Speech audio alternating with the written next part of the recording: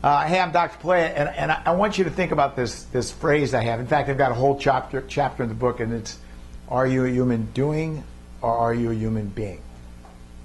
Now, I want you to think about that, because if you exist, if you live, then you are, in fact, a being, from the word be, to be. Well, to be a human being, we do something as human beings that no other animal in the animal kingdom does. Now, can you guess it? Can you guess the one thing that human beings do that no other member of the animal kingdom does? We show tears through emotions. We weep and we cry emotionally. When babies are born, men and or women cry. When there's death of a loved one or something that's extremely emotional, we show emotions to the point that our tear ducts fill up and we weep, we cry, to be. But my experience, the reason I wrote that chapter is because I have lots of guys that know how to work their butts off, and women too, by the way. I don't want to be gender discriminatory. I have lots of guys that when they're going through tough times, they're going to put in a 12 to 14-hour day so they don't have to think. And if they don't think about the conflict, about the emotion, about the relationship, guess what they don't? They don't feel. They don't feel. And it's not unusual for me to have someone come to my class, and after 5 or 6 weeks, they begin to shift from a human doing, because I require you to sit in this chair for 90 minutes. I require you to look at materials where like today's topic, distortions, where I require you to start looking at little simple topics like, do I overgeneralize? Do I label? Should've, would'ves, could'ves, mind reading. And when you begin to stop, even though you are a workaholic, even though you are nonstop, pedal to the metal, balls to the wall, 6 in the morning from the time you get up, shit, shower, shave, get in the car, drive to work, get to work, and all you do is your to-do list. And while you're running to your to-do list, when you take a break, what are you doing? Cell phone, text messaging, talking to the boss, getting your next job lined up. And a lot of times when you eat, you really don't eat, do you? You consume. I used to, when I was a kid, I had snakes. And I used to try to figure out, does a snake taste? Because, I mean, they just haul everything down their gullet, you know, and they've got a tongue, but they use a tongue for smelling, not for tasting. But my guys that are truly workaholics, my guys that are truly human doings, it has absolutely amazed me at the large number of men that when they get into emotional strife, they begin working longer, more intense, drink more, smoke more, sometimes eat more or eat less, because I've had guys that have lost 30 pounds, I've had guys that have gained 30 pounds, all in 90 days. But the idea that typically when a relationship terminates, when it ends, it's typically because I quit being a human being. I came into this relationship by marriage. We have one of my rules called collaborative lifestyle. That's the second factor of the 9 characteristics of a love relationship. Collaborative lifestyle. The little word in the middle is labor. I co-labor with my partner to create a lifestyle that's neither yours nor mine, but it's ours. Well, what happens when, in this effort to create a collaborative lifestyle, I become so synergistic on my own reality that either you're with me or you're not with me, but it's not collaborative, it's not balanced. It's all about me and the focus on myself. Now, whether you realize it or not, you're starting to venture into that area of being a doing, not a being. How many times have I had guys come through with unbelievable assets? Houses on the water, boats that you and I dream of, vacations that you and I, oh my God, you do that how many times a year? And they'll tell you about all the accumulated assets and all the accumulated material wealth that got them to that status. And then you'll ask them, and how's your wife doing? And you're shaking your head, but you got the answer. I don't know. We went out Sunday, but I've been out of town all week. I guess we're going to go out Saturday. And as weeks become months and as months become years, it's not unusual for the very guy that's proud of his symbolic, healthy family only to come home and find out they're gone. They left me. Well, when I get to see the other side of the fence, when I get to talk to the partner the other part of the till death do us part? What am I talking about when I say till death do us apart? Commitment. Now, you can look at a marital commitment. You can read it. And I'm sure some of you have them written up someplace because you might have taken that vow when you, in fact, got married. But I define commitment as I will spare no emotional energy to problem solve in developing a collaborative lifestyle that we may stay together. Now, I want to tell you that I was very careful in the wording when I created that notion of commitment.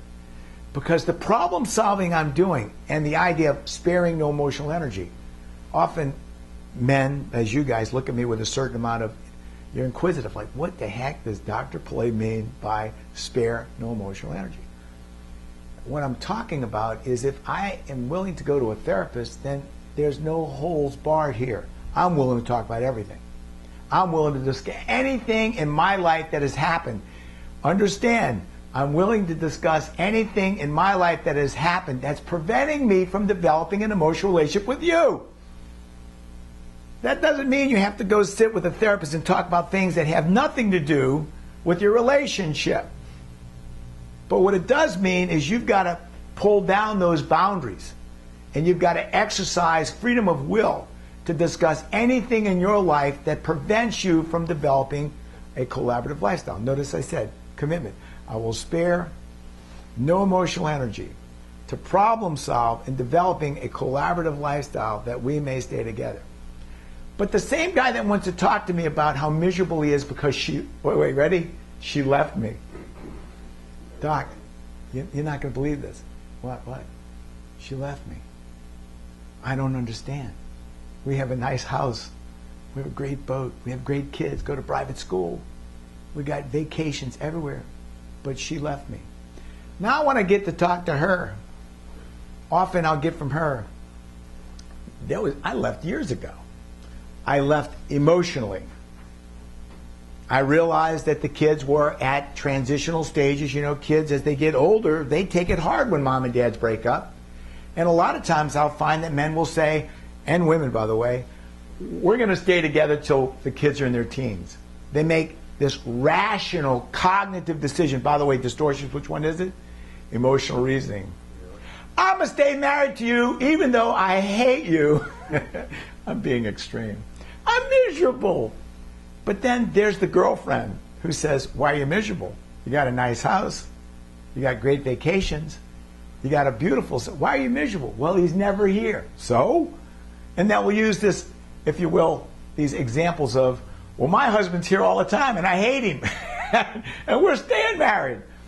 Look, these are dysfunctional relationships and shouldn't be used as a hallmark to guide your own relationship. But it's, you know, seriously, if you're seeking some therapeutic help, you shouldn't seek it from your neighbor. Sometimes they're a reflection of a worse relationship that keeps you penned up in yours, not because they're any better, but you're making a poor comparison.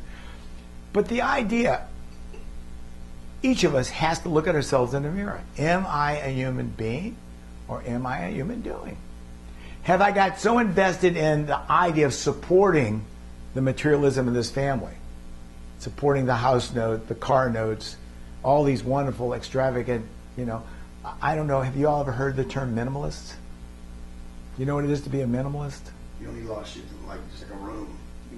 You get yourself down to living a life, to those things in life that give you the level of enjoyment and pleasure. Remember, like lifestyle, life is what God gave you, style is how you lead it.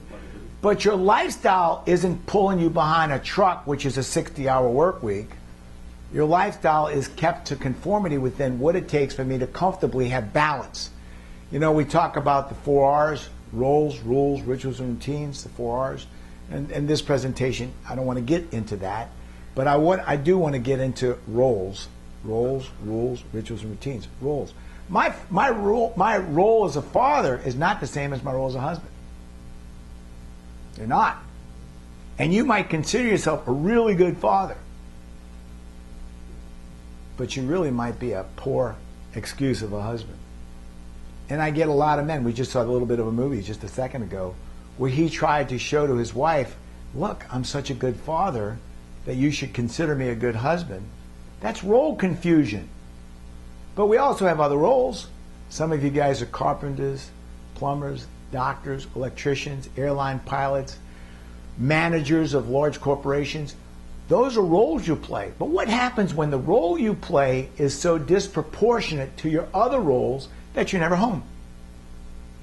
What happens when in your role of an executive or whatever it is, electrician, carpenter, that role is so comprehensive, so consuming, that you don't play a very good role as a human being because you become a human doing.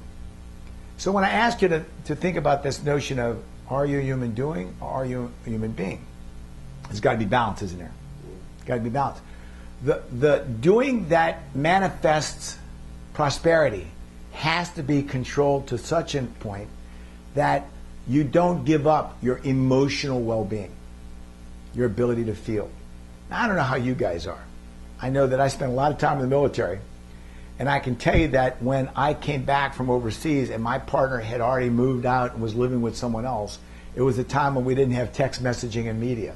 So truly, I returned to the United States, and she picked me up at the airport, dropped me off at our house, and drove off. And I will tell you, I had absolutely no preparation. Unlike today where you can now video phone each other, I had no preparation. It emotionally devastated me. I lost, I'm going to guess, 20 pounds in probably 5 weeks because just the smell of food turned my stomach. However, it was during that time that I started to go to classes to learn about human being versus human doing. I mean, what do you think happens when you go see a therapist? A therapist tries to teach you to feel.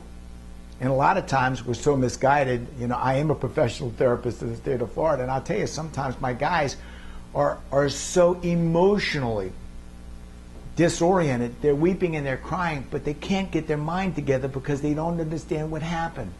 Why did she leave? How did I get to this point? Well, the disconnect didn't occur the day she left.